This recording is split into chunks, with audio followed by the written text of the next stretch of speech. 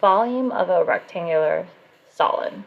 So the volume of a rectangular solid, so the formula looks like this. So we have volume,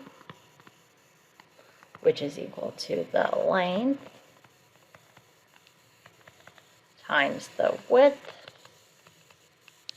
and then times the height. Right, so it looks like we're solving for the area, right, of like a rectangular, right, kind of shape at the bottom. And then we're just going to go ahead and multiply it by the height to find the volume. So that's all we're doing, right? We're just, so before, right, we, like this is the length, the width, and then we're just adding this other dimension, right? And so we're finding this whole, right, this whole space. We're trying to figure out what the measurement of that is, and so that's our volume, right? And so a lot of times this can look like this. We can shorten it to, or it could look like even like this. So you can kind of see like this. So this indicates all multiplication, right? This is also multiplication, L times W times H. Example 1, Nathan is processing a 24-hour urine sample from a patient. His job is to condense the solids found within the urine to determine the amount of uric acid causing the development of kidney stones. At the end of his test, he has a rectangular solid of uric acid with the following measurements. What is the volume of uric acid found in the patient's urine?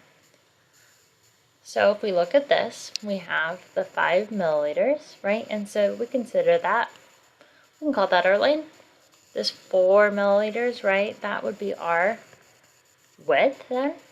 And then we're given 10 milliliters, which we can consider our height. And so we have all our 3 measurements, right? So we can go ahead and find our volume. So what's our length? Well, that would be 5 times 4 times 10.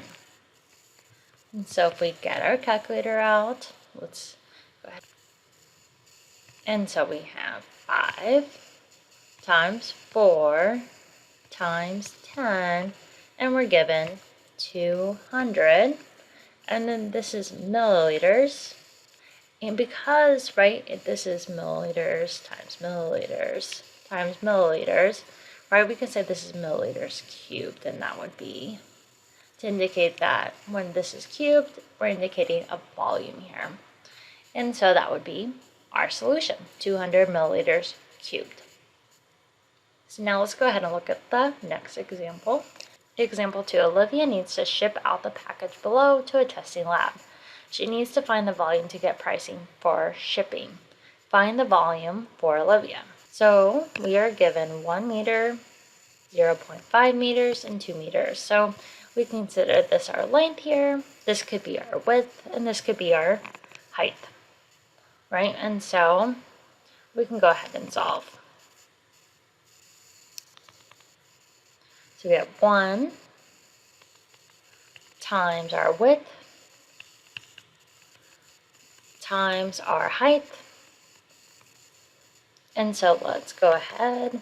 So 1 times 0.5, well, that would just be 0.5, right? And then times 2, so 0.5 times 2, which would just be 1 meters cubed. But let's get our calculators out. Say you're like, I'm not sure about that.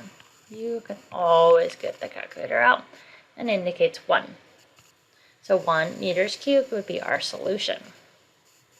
Now I want to show you something. What if you decided, right, this box, that if we were to flip this, so it was like this was our bottom, right, we can call this our length, then this could be like, say, our width, and then this could have been like, right, or this could have been our height, or either way. But the point is that all of these could be changed for volume here. So if we were to show 2 times 1 times 0.5, right, we can get our calculator out. So 2 times 1 times 0.5, and that's 1. So this is also 1 meters cubed. So notice that if we didn't want to call our original things, like if this was our length, this was our width, and this was our height of 2, if we were to like label it like this, we would still get to the right answer, right? And so you can kind of just see how if you're not sure if one's the length, one's the width, that's okay. It's all going to work out into the answer here because we're just multiplying 3 numbers together. So just know that it's okay on this one to kind of determine it to be different because we could.